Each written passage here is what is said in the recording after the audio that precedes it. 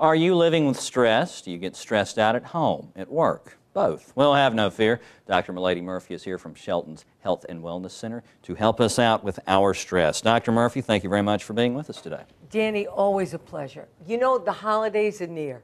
They are. They are. And the holidays, even though they're fun, and I know you have a great time with it. Oh, always. It's very stressful, and stressful for our students, stressful for older folks as well as younger folks. And so, you know, it brings about many things, exams, things of that nature, and shopping and finances during difficult times. So we undergo a lot of stress during the holidays. Some of the best things we can do during the holidays, as you know I'm going to say this, is to exercise. Oh, yes. You have to make time. Exactly. And the reason being is exercise, as we know, releases these feel-good chemicals called beta endorphins that are similar to the drugs Paxil or Zoloft or serotonin. And they make you feel good, and they help reduce stress. But there are three other techniques that you could do that I think you'll like, because you don't have to get outside and run. Ah, there you are. Or walk. One is called, and this is widely used with post-traumatic stress disorders.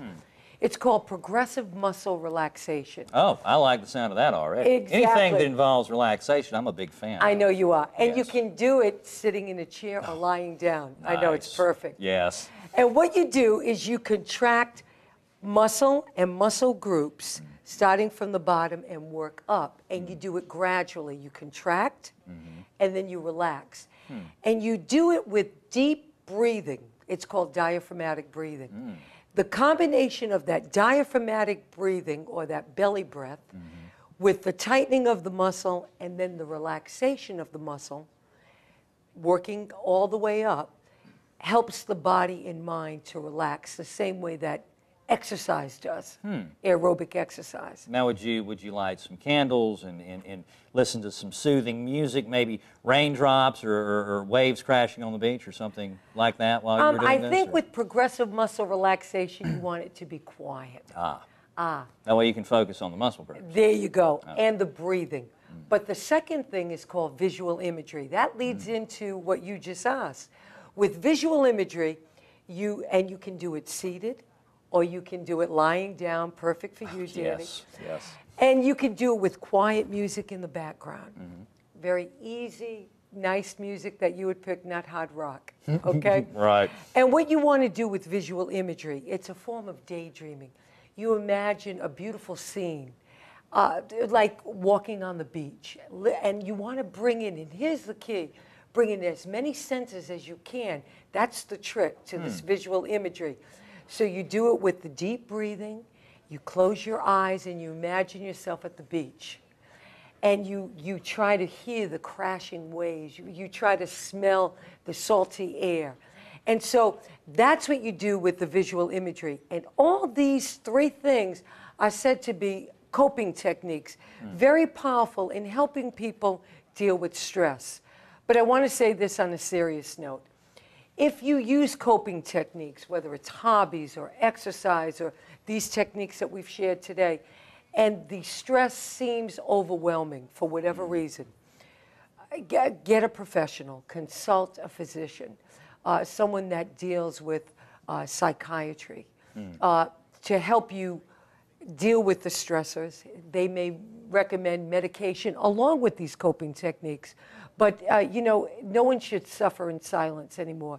There's many progressive ways to help people deal with stress in a very positive way. Gotcha. And I particularly like this visual imagery, because that's something that we all should be pretty good at, because we've been playing make-believe since we're kids. Absolutely. But I guess as we grow up, we get away from that. And that's right. So tuning back into that's healthy. That's wonderful. That's right. It's very, it works on the creative side of the brain, too. And so it's an all good thing.